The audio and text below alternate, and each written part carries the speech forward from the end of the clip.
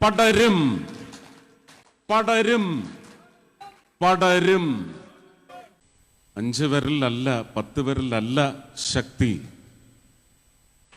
എണ്ണിയെടുത്തോ ശക്തി പകരുന്ന വിരലുകൾ, അത് ചുരുട്ടിപ്പിടിക്കുന്ന മുഷ്ടിയുടെ ശക്തി നിങ്ങൾ അറിഞ്ഞു തുടങ്ങി കഴിഞ്ഞിരിക്കുന്നു. 11 വർഷം മുമ്പ് അറിഞ്ഞു തുടങ്ങി കഴിഞ്ഞിരിക്കുന്നു. ആ ശക്തിയുടെ ഫലം തുടരും തുടരും എന്ന് പറഞ്ഞ് നിൽക്കണ്ട. അത് അയോഗ്യന്മാർ ആ വാക്കെടുത്ത് ഉപയോഗിച്ച് അതിൻ്റെ അന്തസ്സ് ചോർന്നു പോയിരിക്കുന്നു, കാലഹരണപ്പെട്ടിരിക്കുന്നു. ആ 11 വർഷം മുമ്പ് തുടങ്ങി വെച്ച നന്മയുടെ ഭരണം അത് കേരളത്തിലേക്ക് പടരും പടരും. മോഹൻ ജോർജിന് ഒരു പക്ഷേ നിങ്ങൾ രാഷ്ട്രീയത്തിന് അതീതമായി തന്നെ ചിന്തിച്ചായാൽ തൃശ്ശൂർ സംഭവിച്ചത് അത് തന്നെയാണ്. തൃശ്ശൂരിലെ വിജയം എൻ്റെ വിജയമല്ല, എൻ്റെ രാഷ്ട്രീയ കക്ഷിയുടെ വിജയവുമല്ല. അത് അവിടുത്തെ ജനങ്ങളുടെ വിജയമാണ്.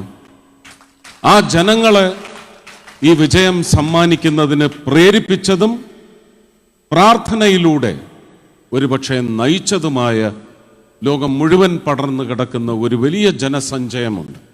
ആ ജനസഞ്ചയത്തിൻ്റെ വിജയമാണത്. പക്ഷെ അതെന്താണ് സൂചിപ്പിക്കുന്നത്? വ്യക്തി എന്ന് പറയുന്നത് പ്രധാനം തന്നെയാണ്. ഞാൻ ഓർക്കുന്നത് ശ്രീ വാജ്പേയിജിയുടെ വാക്കുകളാണ്. എനിക്ക് തോന്നുന്നത് ശേഖർ ഗുപ്തയാണെന്ന് തോന്നുന്നു, അല്ലേ? അദ്ദേഹത്തോടൊരു ചോദ്യം ചോദിച്ചതിന് പ്രതിപക്ഷം അങ്ങയെക്കുറിച്ച് പറയുന്നത് അങ്ങ് നല്ല വ്യക്തിയാണ്, പക്ഷെ തെറ്റായ പാർട്ടിയിലാണ്. അതിനെക്കുറിച്ച് അദ്ദേഹം തിരിച്ച് മറുപടി വളരെ ചിരിച്ച്, കവി ഹൃദയമാണ് അപ്പോൾ പുറത്ത് ചാടിയത്.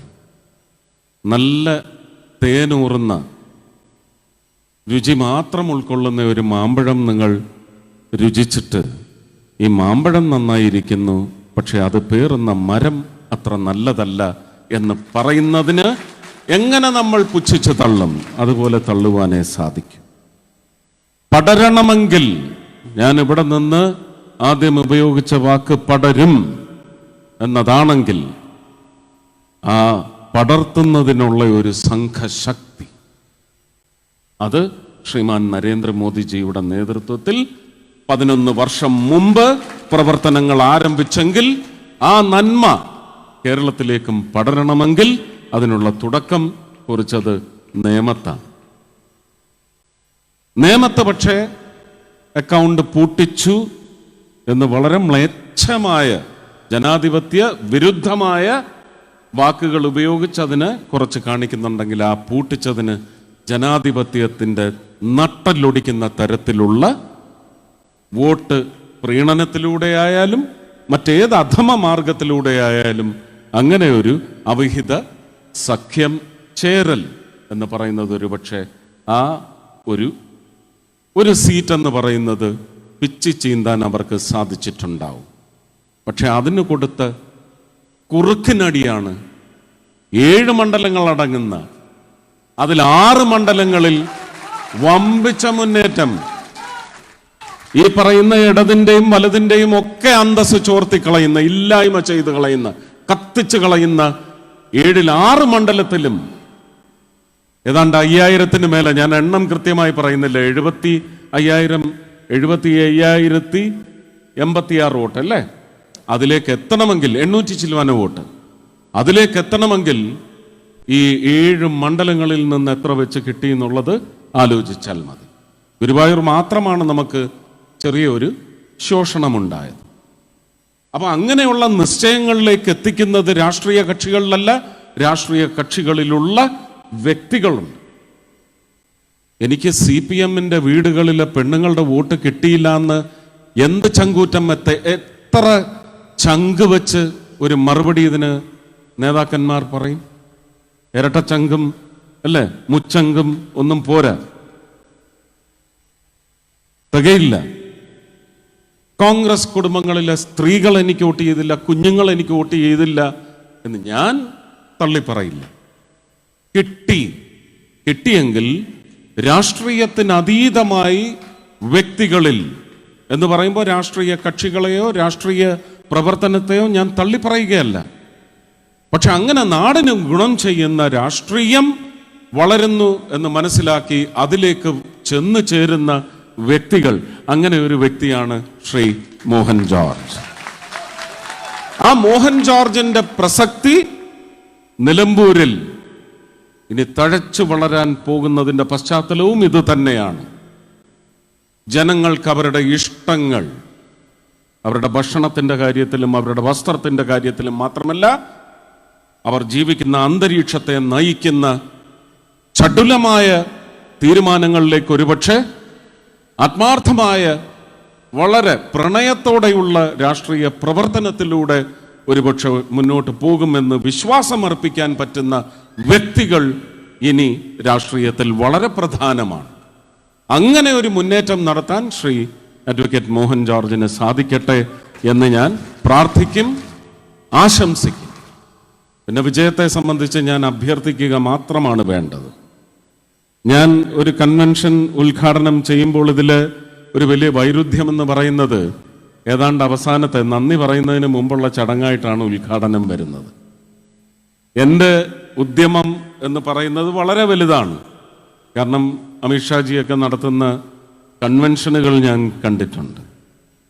അമിത്ഷാ മാത്രം സംസാരിച്ചാൽ മതി.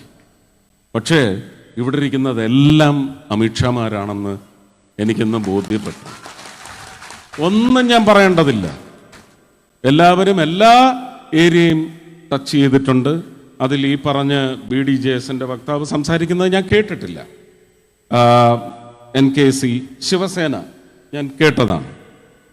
കണ്ണിയായ വിഷയങ്ങളെല്ലാം ഒരുപക്ഷെ വഴി തിരിച്ചു വിടുന്ന മറ്റ് നിങ്ങളുടെ ചിന്ത ഒരിക്കലും കണ്ണിയായ ഈ പറയുന്ന ഇടതിനെയും വലതിനെയും തിരസ്കരിക്കുന്ന തീരുമാനം നിങ്ങൾ എടുക്കുന്ന തരത്തിലുള്ള ചിന്ത, ആ ചിന്തയിലൂന്നി നിങ്ങളുടെ വോട്ടിംഗ് പ്രക്രിയ പോകരുത് എന്ന് പറയുന്ന നിശ്ചയമുള്ളതുകൊണ്ട് അവർക്ക് ഒട്ടും താല്പര്യമില്ലാത്ത, നിങ്ങൾക്കും ഒട്ടും താല്പര്യമില്ലാത്ത വിഷയങ്ങൾ, അത് ജാതി അടിസ്ഥാനപ്പെടുത്തിയായാലും ശരി തന്നെ, പ്രാദേശികത അടിസ്ഥാനപ്പെടുത്തിയായാലും ശരി തന്നെ, വികസനത്തിൻ്റെ തന്നെ വക്രവശങ്ങളുണ്ട്. അതൊക്കെ എടുത്ത് ചർച്ച ചെയ്ത് നിങ്ങളുടെ ചിന്താധാരയെ വഴിതെറ്റിക്കാനുള്ള ശ്രമമാണ് കഴിഞ്ഞ കുറേ കാലമായിട്ട് കേരളത്തിലെ ഇലക്ഷൻ പ്രചരണങ്ങളിൽ നടന്നിട്ടുള്ളത്. അതുകൊണ്ട് തന്നെയാണ് ചെമ്പ് പൊങ്ങി വന്നത്, അതുകൊണ്ട് തന്നെയാണ് പൂരം കലക്കൽ പൊന്തി വന്നത്, അതുകൊണ്ട് തന്നെയാണ് കലാമണ്ഡലം ഗോപിയാശാൻ പൊന്തി വന്നത്, അതുകൊണ്ട് തന്നെയാണ് RLV രാമകൃഷ്ണൻ പൊന്തി വന്നത്. ഇതെല്ലാം അവരുടെ തലയിൽ മുൾക്കിരീടമായിട്ടാണ് ചെന്ന് പതിച്ചിരിക്കുന്നത്. ഇന്നും ആ മുൾക്കിരീടം അവർക്ക് മുറിവ് പകർന്ന് ചോര ഒലിച്ചുകൊണ്ടിരിക്കുന്നതല്ലാതെ അതൊന്ന് സ്വന്തം കൈകൊണ്ടെടുത്ത് മാറ്റാൻ അവർക്ക് സാധിക്കില്ല.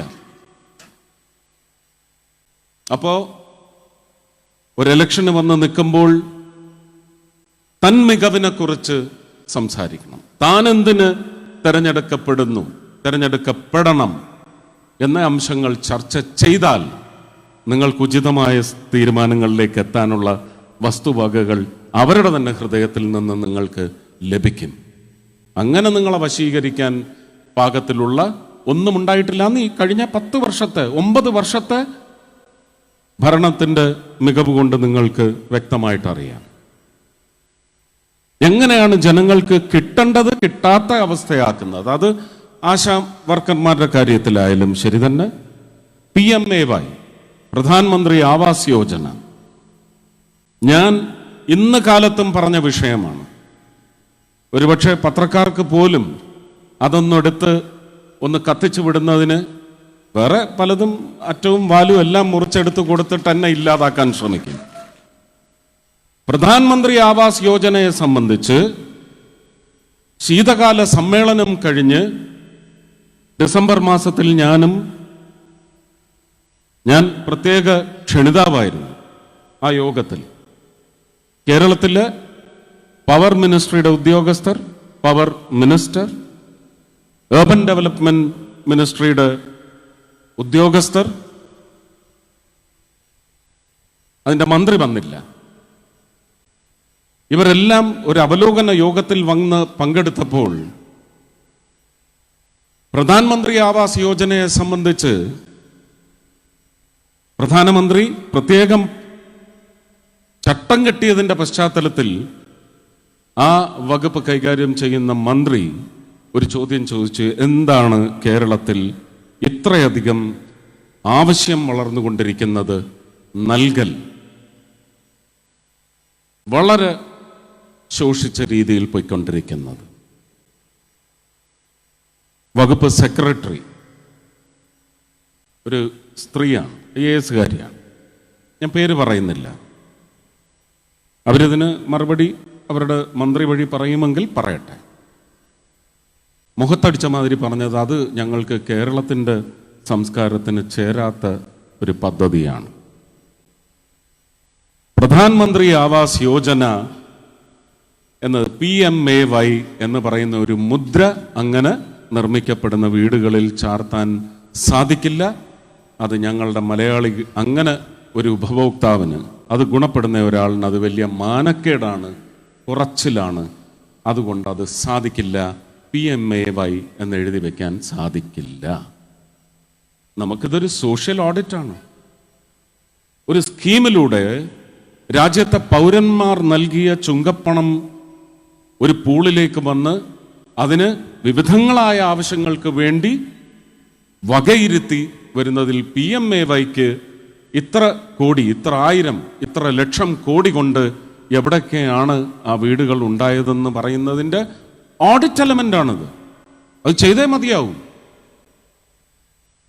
അത് ചെയ്യാൻ സാധിക്കില്ല എന്ന് പറഞ്ഞാൽ അടുത്ത പദ്ധതിയുടെ അടുത്ത ഫേസിൽ നമുക്ക് കേരളത്തിന് ഇത് നൽകാൻ പറ്റാത്ത അവസ്ഥ വരും. പക്ഷെ അങ്ങനെ ഒരു ഉദ്ദേശം ശ്രീ നരേന്ദ്രമോദിക്കില്ല. അതിനുള്ള മാർഗം അദ്ദേഹം കണ്ടെത്തിക്കോളും. കണ്ടെത്തി അത് പ്രാബല്യത്തിൽ വരാൻ തുടങ്ങി എന്നാണ് ഞാൻ മനസ്സിലാക്കുന്നത്. അപ്പം ഞാൻ അന്നേരം നമുക്കതിപ്പോൾ ഇവിടെ പറഞ്ഞാൽ ഇത്തിരി രാഷ്ട്രീയമായി പോകും. അത് വേണ്ടെന്നാണ് ഞാൻ വിചാരിക്കുന്നത്. അത് ആ ചോദ്യം ചോദിച്ചതിന് അവർക്കൊന്ന് ചൂളിപ്പോവുകയല്ലാതെ ഒന്നും മറുപടി നൽകാൻ സാധിച്ചില്ല. 1 മണിക്കൂർ കഴിഞ്ഞ് ഉച്ചയൂണിന് മുഖ്യമന്ത്രി അവിടെ എത്തിയപ്പോൾ അദ്ദേഹത്തോടും മന്ത്രി ഇതേ കാര്യം ചോദിച്ചു. അപ്പോൾ ബഹുമാനീയനായ മുഖ്യമന്ത്രി അല്ല, അത് ഇവിടെ നടക്കില്ല, അത് എൻ്റെ ജനങ്ങൾക്കത് വലിയ കുറച്ചിലാണ്, അത് നമുക്ക് വേണ്ട. അപ്പം ഞാൻ ചോദിച്ച ആ ചോദ്യം, വകുപ്പ് സെക്രട്ടറിയോട് ചോദിച്ച അതേ ചോദ്യം ഞാൻ അദ്ദേഹത്തോട് ചോദിച്ചു. ഞാൻ വിചാരിച്ചത് അദ്ദേഹം പൊട്ടിത്തെറിക്കുമെന്നാണ്. പക്ഷേ ഞാൻ വളരെ മോശപ്പെട്ട രാഷ്ട്രീയക്കാരനാണ്, അല്ലെങ്കിൽ ഞാനൊരു രാഷ്ട്രീയക്കാരനെ അല്ല, അദ്ദേഹം മുന്തിയ രാഷ്ട്രീയക്കാരനാണെന്ന് തെളിയിക്കുന്ന തരത്തിലാണ് അദ്ദേഹത്തിൻ്റെ റിയാക്ഷൻ അന്നുണ്ടായത്. ഞാനതിനെ ആദരിക്കുന്നു. പക്ഷേ ആ ആദരവ് ഞാൻ ഇവിടെ നിന്ന് പ്രഖ്യാപിക്കുമ്പോഴും ഞാൻ അദ്ദേഹത്തോട് പറയുന്നു, ഇത് ക്രൂരതയാണ്, കൊലപാതകം ചെയ്യുന്നതിന് തുല്യമാണ് എന്നെനിക്കിവിടെ നിന്ന് പറയേണ്ടി വരും. പാവപ്പെട്ടവന് ഒരു മാനക്കേടും ഒരു അഭിമാനക്കുറവും ഒന്നും ഉണ്ടാവില്ല. അവന് വേണ്ടത് ഒരു കൂരയാണ്. ഞാൻ എത്രയോ സ്ഥലങ്ങളിൽ ചെല്ലുമ്പോൾ അതെൻ്റെ ഉത്തരവാദിത്വം അല്ലെങ്കിൽ പോലും വീടുകൾക്ക് വേണ്ടി യാചിക്കുമ്പോൾ സർക്കാരിൽ പോകൂ, 3 സെന്റ് സ്ഥലം കൈക്കലാക്കൂ, അനുവദിച്ച് നേടിയെടുക്കൂ. ലൈഫ് മിഷൻ സംസ്ഥാന സർക്കാരിൻ്റെ പദ്ധതി ആയതുകൊണ്ട് ഞാനതിനെ കുറച്ച് കാണുന്നില്ല. Life mission, PMAY, Awas Yojana, ഇതുവഴി നിങ്ങൾക്ക് വീട് കിട്ടും. ഇല്ല, അതൊന്നും നടക്കത്തില്ല. സാറിങ്ങിത എന്ന് പറയുന്നവർക്ക് അങ്ങനെ ചോദിക്കണമെങ്കിൽ അഭിമാനക്കുറവ് വേണ്ടേ? ഒരാളുടെ കാര്യത്തിൽ പോലും അതുണ്ടായിട്ടില്ല. അവർ 10 പേര് കേൾക്കെയാണ് ആ ഒരു അഭ്യർത്ഥന മുന്നോട്ട് വയ്ക്കുന്നത്. ഇപ്പോൾ ഭാരതീയ ജനതാ പാർട്ടി ഈ ഇലക്ഷൻ്റെ ബഹളം കഴിഞ്ഞാൽ പുതിയ ക്യാമ്പയിനിലേക്ക് പോവുകയാണ്. ഞങ്ങൾക്ക് ഒരു കുറച്ചിലുമില്ല, ഞങ്ങൾക്ക് കൂര വേണം, ആ കൂര തരൂ നരേന്ദ്രമോദി എന്ന് പറയുന്ന ക്യാമ്പയിനിലേക്കാണ് ഭാരതീയ ജനതാ പാർട്ടി NDA സഖ്യം ഈ ഇലക്ഷൻ കഴിഞ്ഞാൽ പോകുന്നത്. അതിന് ശക്തി പ്രാപിക്കുമ്പോൾ ഈ കുറച്ചിലിൻ്റെ കാര്യം പറഞ്ഞ നേതാക്കൾക്കൊക്കെ പിന്നെ എവിടെ പോയി മാനക്കേടിൻ്റെ പേരിൽ പോയി ഓടി ഒളിക്കേണ്ടി വരുമെന്ന് അതിനുള്ള സങ്കേതങ്ങൾ അവർ കണ്ടെത്തേണ്ടി വരും. അപ്പൊ ഇങ്ങനെയുള്ള കാര്യങ്ങളാണ്. തൃശ്ശൂരിൽ എന്തെങ്കിലുമല്ല, ഒരുപാട് കാര്യങ്ങൾ ചെയ്യാനുണ്ട്. അവിടുത്തെ ജനങ്ങൾ ആവശ്യപ്പെട്ടതല്ല. ഒരു തെരഞ്ഞെടുക്കപ്പെടുന്ന ജനപ്രതിനിധിയുടെ, പ്രത്യേകിച്ച് NDAയുടെ കീഴിൽ BJPയുടെ ഒരു പ്രതിനിധിയായി പാർലമെന്റിൽ ചെന്നിരിക്കുമ്പോൾ ചെയ്യേണ്ടതായ കർത്തവ്യങ്ങളെക്കുറിച്ച് പൂർണ്ണ ബോധ്യമുണ്ട്. പക്ഷേ ഈ കോഓപ്പറേറ്റീവ് ഫെഡറലിസം എന്ന് പറയുന്നത് ചില സമയത്ത് അങ്ങ് പിശാചായി മാറും. 12 ഏക്കർ സ്ഥലം വേണം. ശ്രീമാൻ അമിത്ഷായാണ് വാഗ്ദാനം ചെയ്തിരിക്കുന്നത്. 12 ഏക്കർ സ്ഥലം കേരള സർക്കാർ തൃശ്ശൂരിൽ തരികയാണെങ്കിൽ forensic sciences laboratory and research institute സൗത്തിലേക്ക് കേരളത്തിൽ അതും തൃശ്ശൂർ തരാമെന്നാണ് വാഗ്ദാനം നൽകിയിരിക്കുന്നത്. നിങ്ങൾ ആവശ്യപ്പെടൂ. ഈ ഇലക്ഷൻ നടക്കുന്നതിന് മുമ്പ് 19-ാം തീയതിക്ക് മുമ്പ് കോഡ് ഓഫ് കോണ്ടക്റ്റിനൊന്നും ഒരു കുഴപ്പവും വരുത്തില്ല. തൃശ്ശൂരാണത്. പ്രഖ്യാപിക്കാൻ പറ 12 ഏക്കർ സ്ഥലം തരുന്നു എന്ന്. കേരളത്തിന് വേണ്ടിയാണ്, തൃശ്ശൂരിന് വേണ്ടിയല്ല. പിന്നെ അത് തൃശ്ശൂരിൽ സംഭവിച്ചുകൂടാ എന്ന് പറയുന്ന ദുഷിച്ച രാഷ്ട്രീയം നമ്മൾ മലയാളികളും വകവെച്ച് കൊടുക്കില്ല. നമ്മൾ അതിൽ ചിലപ്പോൾ UP മോഡലായി സ്വീകരിച്ചെന്ന് വരും. എല്ലാറ്റിനും പുച്ഛമാണ്. UPയിലെ വികസനം എന്താണെന്ന് അവർ അതിൻ്റെ ഒരു തുമ്പ് പോലും കണ്ടിട്ടില്ല. UPയിൽ നടക്കുന്ന വികസനം എന്താണ്? മധ്യപ്രദേശിൽ നടക്കുന്ന വികസനം എന്താണ്? ടൂറിസം മേഖലയിൽ ഉത്തരാഖണ്ഡിൽ വിപ്ലവാത്മകമായ മുന്നേറ്റമാണ് നടത്തിയത്. 2012 ഒരു കുത്തൊഴുക്കിൽ ഉത്തരാഖണ്ഡ് മുഴുവൻ ഒലിച്ചു പോയതാണ്. നമ്മൾ ഒരുപാട് വീഡിയോയിൽ ഇപ്പോഴും കാണുന്നുണ്ട്. ഉത്തരാഖണ്ഡിന്റെ വിശ്വവിഖ്യാതമായ തൊപ്പിയാണ് ഞാൻ അദ്ദേഹത്തിന്റെ തലയിൽ അണിയിച്ചിരിക്കുന്നത്. സിഗ്നേച്ചറാണ് ഉത്തരാഖണ്ഡിന്റെ. ഇത് മിക്കവാറും വേറൊരാളുടെ തലയിലും നിങ്ങൾ നിരന്തരം കാണുന്നുണ്ടാവും, ശ്രീമാൻ നരേന്ദ്രമോദിയുടെ. അപ്പൊ തൊപ്പി എന്ന് പറയുമ്പോൾ ഇവിടുത്തെ ചില ആൾക്കാർക്ക് ഇത്തിരി അലർജിയൊക്കെ ഉണ്ട്. തൊപ്പി അവരെ ഭയപ്പെടുത്തുന്നുമുണ്ട്. ഈ തൊപ്പിയും അവരെ ഭയപ്പെടുത്തട്ടെ, അവരെ നേർവഴിക്ക് നയിക്കുന്നതിനുള്ള ഉത്തേജകമായി മാറട്ടെ. ഞാനിതെല്ലാം കുറച്ച് അടച്ച് പൂട്ടി കുറച്ച് ഞാൻ തന്നെ എഡിറ്റ് ചെയ്താണ് പറയുന്നത്. കാരണം ഇതെടുത്ത് ട്രോളാക്കുന്ന പ്രവർത്തകർ വെട്ടിലാവണം. അതിനു വേണ്ടിയാണ്. അവരിനി റിസർച്ച് ചെയ്ത് കണ്ടുപിടിക്കട്ടെ ആരാണ് ഈ തൊപ്പിയെ ഭയപ്പെടുന്ന ആൾക്കാർ. ആ തൊപ്പി എന്ത് തൊപ്പിയാണ്? കാക്കിയാണോ? അല്ലേ? അതൊരു പുതിയ അടവാണ്. അത് അടവാണെന്ന് തന്നെ ഞാൻ സമ്മതിക്കുന്നു. പക്ഷെ നമ്മൾ നമ്മുടെ അനുഭവങ്ങളിൽ നിന്ന് പഠിക്കണം. നിങ്ങളും നിങ്ങളുടെ പൂർവ്വ അനുഭവങ്ങളിൽ നിന്ന് പ്രജകളെന്ന നിലയ്ക്ക് പഠിക്കണം. ഒരവസരം കിട്ടുമ്പോൾ ആ അനുഭവങ്ങളുടെ പശ്ചാത്തലത്തിൽ നിങ്ങൾക്ക് തിരുത്തെഴുതുകൾ രചിക്കാനാവണം. ആ തിരുത്തെഴുത്ത് രചനയുടെ മുഹൂർത്തങ്ങളാണ് 19-ാം തീയതി വരെയും കടന്നു പോകാൻ പോകുന്നത്. യോഗ്യമായ തീരുമാനമെടുക്കണം. ഇവിടെ ഈ സിംഹങ്ങളെല്ലാം വിട്ടുപോയ ഒരു പോയിന്റ് ഉണ്ട്. ആരെങ്കിലും അതിന് മുമ്പ് പറഞ്ഞോന്ന് എനിക്കറിയത്തില്ല. ഒരു ഗവൺമെന്റ് കോളേജിന്റെ കാര്യം ഇങ്ങനെ ഓടിക്കളിക്കുന്നത്, എല്ലാ 2 വർഷം കൂടുമ്പോഴും വിവിധങ്ങളായ കെട്ടിടങ്ങൾ നടത്തപ്പെടുന്ന ഒരു ഗവൺമെന്റ് കോളേജിന്റെ കാര്യം.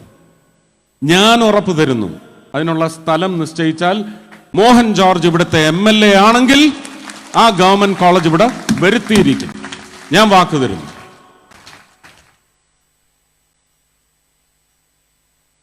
മതത്തിനതീതമായി, രാഷ്ട്രീയത്തിനതീതമായി, വാഗ്ദാനങ്ങളെ വിശ്വസിച്ചല്ല, നടക്കാൻ സാധ്യതയുള്ള വഴി എന്താണെന്ന് കൂടി വ്യക്തമാക്കിയ പശ്ചാത്തലത്തിൽ നിങ്ങൾക്കൊരു പുനർനിശ്ചയം ഉണ്ടാവണം. ഇത് പുനർനിശ്ചയം ആരാണ് അതിനുള്ള ഒരു പ്ലാറ്റ്ഫോം സൃഷ്ടിച്ചത്? ഞാൻ ആവേശം പിടിപ്പിക്കണം എന്ന് വിചാരിച്ച് സംസാരിക്കുകയില്ല എന്ന് തീരുമാനിച്ചാണ് ഇവിടെ വന്നത്. അതിനെൻ്റെ മാധ്യമ സുഹൃത്ത് ഒരു ഹിൻഡും അവിടെ വെച്ച് തന്നു. ഞാൻ ആ ആവേശം പിടിപ്പിക്കൽ എന്താണ്, തീ പിടിപ്പിക്കൽ എല്ലാം ഞാൻ അവിടെ അങ്ങ് അവസാനിപ്പിച്ചു. വളരെ ശാന്തമായി. നിങ്ങൾക്കും ചിന്തിക്കാനുള്ള ശാന്തത 19-ാം തീയതി വൈകുന്നേരം 6 മണി വരെയും ആ ശാന്തത നിങ്ങൾക്കുണ്ടാവണം. വൈരാഗ്യമോ പകയോ എന്തെങ്കിലും ഉണ്ടെങ്കിൽ അത് ഉള്ളിൽ ഒതുക്കി പിടിക്കുക.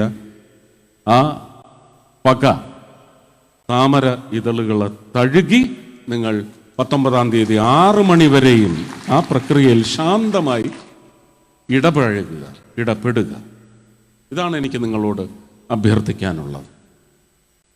ഒരുപാട് വിഷയങ്ങളുണ്ട്, എല്ലാം ഇവിടെ എഴുതി കൊണ്ടുവന്ന് വെച്ചിട്ടുണ്ട്. ഇത് കഴിഞ്ഞ 2 ദിവസമായിട്ട്, മെനിഞ്ഞാന്നും ഇന്നലെയുമായിട്ട് അഡ്വക്കേറ്റ് സുരേഷിനെ വിളിച്ച്, കാരണം തിരുവനന്തപുരത്ത് ഞാനൊരു BJP-കാരനായി MP ആയി വരുന്ന കാലത്ത് എനിക്ക് നേരെ വലിയ കോൺഗ്രസ് ആക്രമണങ്ങളൊക്കെ ഉണ്ടായ സമയത്ത് VV രാജേഷിൻ്റെ കൂടെ എൻ്റെ വീട്ടിൽ വന്ന് എനിക്ക് കാവൽ നിന്ന ആൾക്കാരിൽ ഒരാളാണ് അഡ്വക്കേറ്റ് സുരേഷ്. അഡ്വക്കേറ്റ് സുരേഷുമായിട്ട് ചർച്ച ചെയ്തതിൻ്റെ പശ്ചാത്തലത്തിൽ വ്യക്തമായിട്ട് പോയിന്റ്സ് എഴുതി തന്നിട്ടുണ്ട്. പക്ഷെ ഞാൻ തൃശ്ശൂർ സ്ഥാനാർത്ഥിയായി മത്സരിക്കുമ്പോൾ വളരെ അതിശയം നിങ്ങൾക്കൊരു പക്ഷേ തോന്നാം. എൻ്റെ പേര് ആരൊക്കെ പറഞ്ഞു, രാഷ്ട്രീയവുമായിട്ട് പുലബന്ധമില്ലാത്ത, യോഗ്യത എന്ന് പറയുന്ന അക്ഷരങ്ങൾ ഒന്ന് എഴുതാൻ പോലും യോഗ്യതയില്ലാത്ത എത്രയോ പേരാണ് എൻ്റെ പേരെടുത്ത് വക്രം സൃഷ്ടിച്ചത്, എൻ്റെ കുടുംബത്തിനെ പോലും അതിലേക്ക് വലിച്ചിഴച്ചത്. സത്യമൊന്നല്ലേ ഉള്ളൂ. ആ സത്യം എന്നെ സംബന്ധിക്കുന്നതാണെങ്കിൽ എനിക്കറിയുന്നതിനപ്പുറം പിന്നെ വേറെ ആർക്കറിയാം, വേറെ ആരറിയണം, വേറെ ആർക്ക് അതിൻ്റെ ഉള്ളറിയാനുള്ള അവകാശമുണ്ട്? ഞാൻ പറഞ്ഞല്ലാതെ. ഒരു മനുഷ്യ ജന്മം, ഒരു ദൈവ സൃഷ്ടി എന്ന നിലയ്ക്കുള്ള എൻ്റെ അവകാശങ്ങളെപ്പോലും ധ്വംസിക്കുകയായിരുന്നു എല്ലാ വിഷയങ്ങളും. പക്ഷേ പ്രത്യേകത എന്താണെന്ന് ചോദിച്ചാൽ, ഞാൻ ആ പ്രചരണം മാർച്ച് 4-ാം തീയതി വൈകുന്നേരം തുടങ്ങി വെച്ചെങ്കിൽ ജൂൺ 4-ാം തീയതി വിജയം പ്രഖ്യാപിച്ചതിന് ശേഷവും ഞാൻ എൻ്റെ എതിർ സ്ഥാനാർത്ഥികളുടെ അല്ലെങ്കിൽ സഹ സ്ഥാനാർത്ഥികൾ, ഇങ്ങനെയൊക്കെയാണ് ഞാൻ ഉപയോഗിച്ചത്, സഹ സ്ഥാനാർത്ഥികളുടെ പേര് ഉച്ചരിച്ചിട്ടില്ല എന്നുള്ളതാണ് ഏറ്റവും വലിയ പ്രത്യേകത. മുരളിച്ചേട്ടനെ കുറിച്ച് മാത്രം ഞാൻ പറഞ്ഞിട്ടുണ്ട്, കാരണം അതെൻ്റെ ലീഡറുടെ മകനായതുകൊണ്ട്.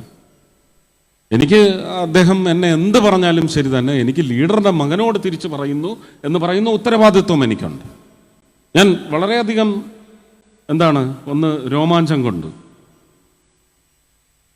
അഡ്വക്കേറ്റ് ഷോൺ ജോർജ് ഇവിടെ നിന്നുകൊണ്ട് ആര്യാടൻ മുഹമ്മദ് സാഹിബിനെയും KM മാണി സാറിനെയും ഒക്കെ നല്ല സ്മരണകളുടെ തണലിൽ സ്നേഹത്തോടെ ഇവിടെ അവരുടെ പേരുകൾ ഉച്ചരിച്ചപ്പോൾ എനിക്ക് വലിയ അഭിമാനം തോന്നി.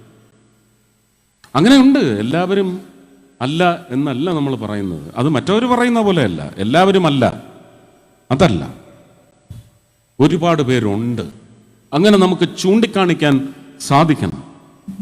മാണിസാറിൻ്റെ കാര്യം എനിക്കിപ്പോൾ ധൈര്യമായിട്ട് പറയാം, കാരണം ഇടതന്മാർ പോലും അല്ല പെട്ടി മെഷീൻ എന്നൊന്നും ഇനി പറയേയില്ല,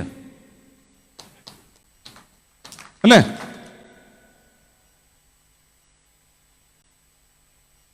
അപ്പോ നമ്മൾ ഒരു എലക്ഷൻ അങ്ങ് കടന്നുകൂടി ജയിക്കാൻ വേണ്ടി വക്രതന്ത്രങ്ങൾ, അത് മഹാപാപം തന്നെയാണ്.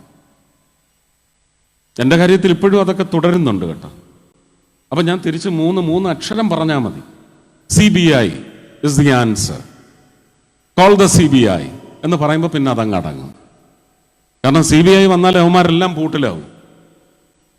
പൂരത്തിൻ്റെ കാര്യത്തിലേ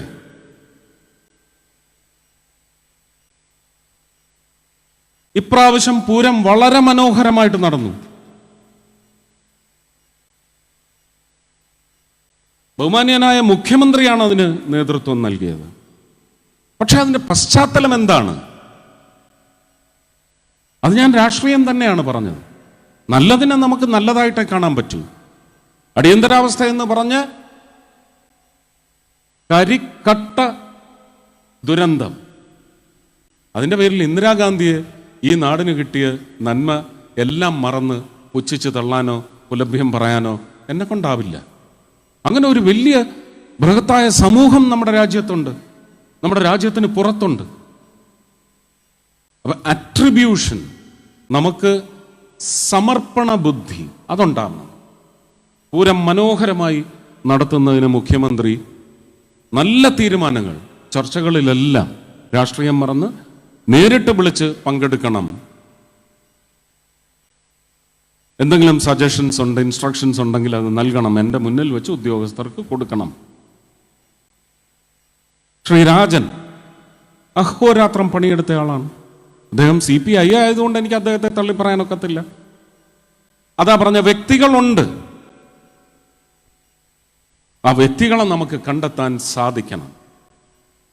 ആ വ്യക്തികൾ നമുക്ക് ഉപകരിക്കപ്പെടണം. ഉത്തരവാദിത്വമാണ്, പക്ഷെ എങ്കിലും നമുക്ക് അങ്ങനെ ഒരു പ്രാർത്ഥനയില്ലേ ഒരു വോട്ട് ചെയ്യുമ്പോൾ, ഇതെനിക്ക് ഉപകരിക്കപ്പെടണം. ശ്രീ മോഹൻ ജോർജ്, ഞാൻ ദീർഘിപ്പിക്കുന്നില്ല, എല്ലാവർക്കും വീട്ടിൽ പോയി കഞ്ഞിയും പയറും ഒക്കെ കഴിച്ച് കിടന്നുറങ്ങാനുള്ളതാണ്. ആനിമൽ മാൻ കോൺഫ്ലിക്റ്റിനെ സംബന്ധിച്ച് ഇവിടെ സംസാരിച്ചു കഴിഞ്ഞു. നവ്യ പറഞ്ഞതാണ് ഞാൻ പറയാൻ ആഗ്രഹിച്ച പോയിന്റ്. കേന്ദ്ര നിയമങ്ങൾ സസൂക്ഷ്മം അപഗ്രഥിച്ച് പഠിച്ച് നിങ്ങളിവിടെ ജിയോ ഇറക്കൂ. വളരെ നോർമലൈസ്ഡ് ആയിട്ടുള്ള ഒരു പ്രക്ഷുബ്ധതയും പ്രകൃതി സ്നേഹികളെയും മൃഗസ്നേഹികളെയും ഒന്നും വിഷമിപ്പിക്കാതെ, പിണക്കാതെ, മൃഗങ്ങളെപ്പോലും വിഷമിപ്പിക്കാതെ നമുക്ക് കാര്യങ്ങൾ ചെയ്തെടുക്കാൻ സാധിക്കും.